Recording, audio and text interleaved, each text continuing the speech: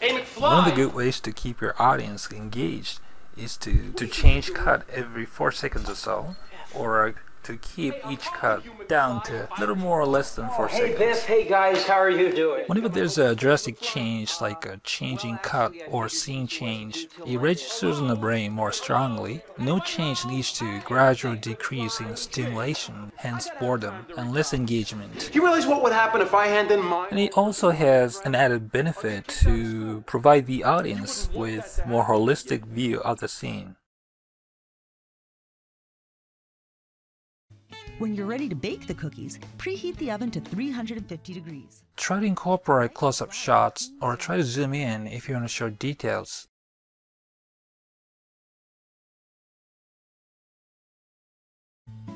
In a fine mesh strainer basket, Adjust depth of field so there'll be a clear figure ground 1 contrast. tablespoon of ground ginger, 1 teaspoon of ground nutmeg,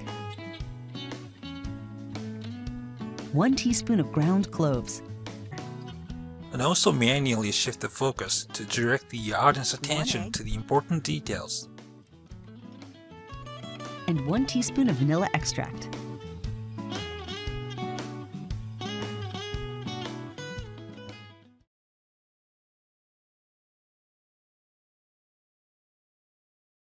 And begin. Bend straight over at your hips, keeping your back nice and flat. Drop down until your chest is parallel to the ground. Pause it there. And then pull those arms straight up out to the side, shoulder height or higher if you can. Nice and slow, let them drop right back down. And then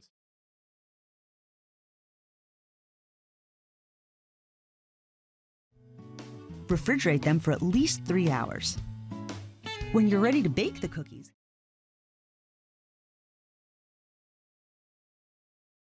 If you use transition effects strategically, if you use them systematically to create an obvious scene change or topic change, not using them randomly, your audience is going to have much easier time understanding your movie. And add-in title clips can add even clearer organizational structure to your movie, and there are different types of title clips you can use. Sound effects are useful to cue certain events as well as creating particular moods and imposing certain feelings.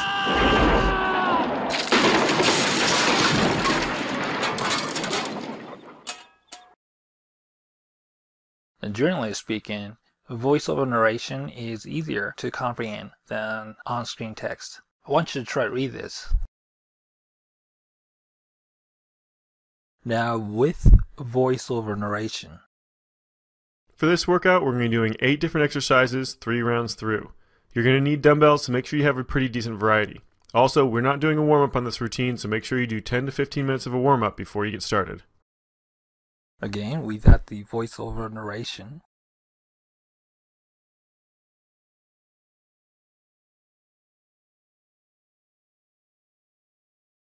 And now, with the voiceover narration.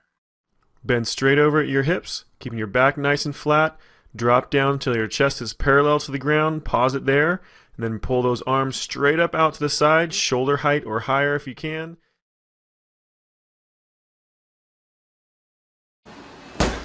Oh, Slow motion as well as freeze frame is useful to capture an important moment or picture you wouldn't have been able to capture otherwise. Look at this. I reckon this should be your Facebook profile. Anyway.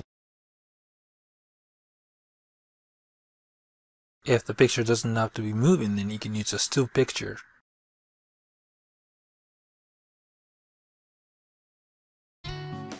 Background music can be used to fill the silence in order to keep the audience engaged.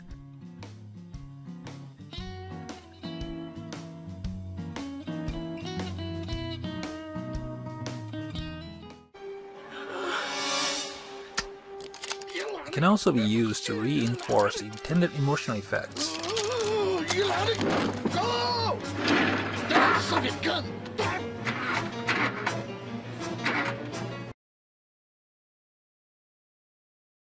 If you want to compare or show two things side by side or vertically like this, you can use split screen.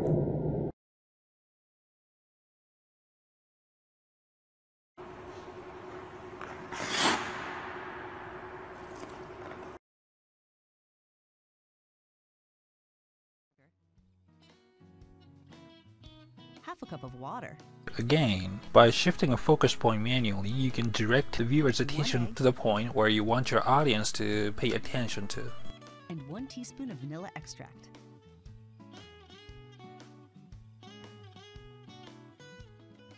Mix.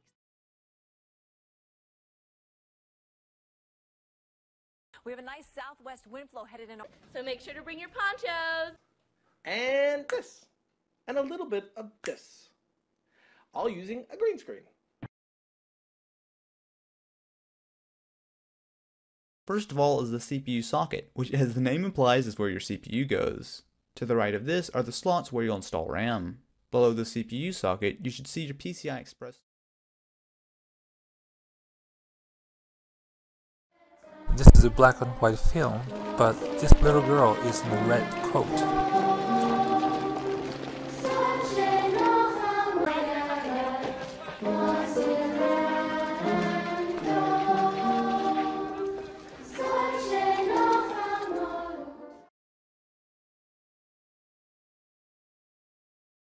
To keep your audience engaged, sometimes fast forwarding or speeding up is a good idea.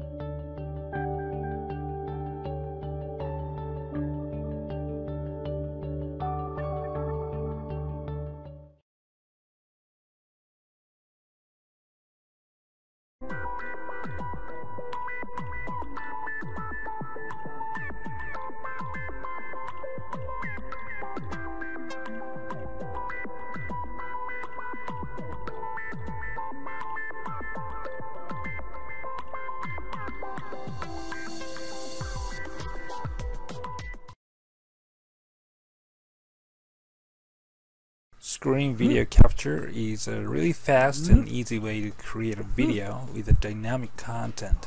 You can video capture anything on a computer screen, doesn't matter what you have on your screen, be it a PowerPoint, Word, PDF documents, or Photoshop, image editing, or it can even be a video that you're playing. So you've seen 22 different ways to show things in a movie. You may not be using all these 22 different ways, but consider various ways to show things when you plan and design a storyboard, and also when you edit the movie.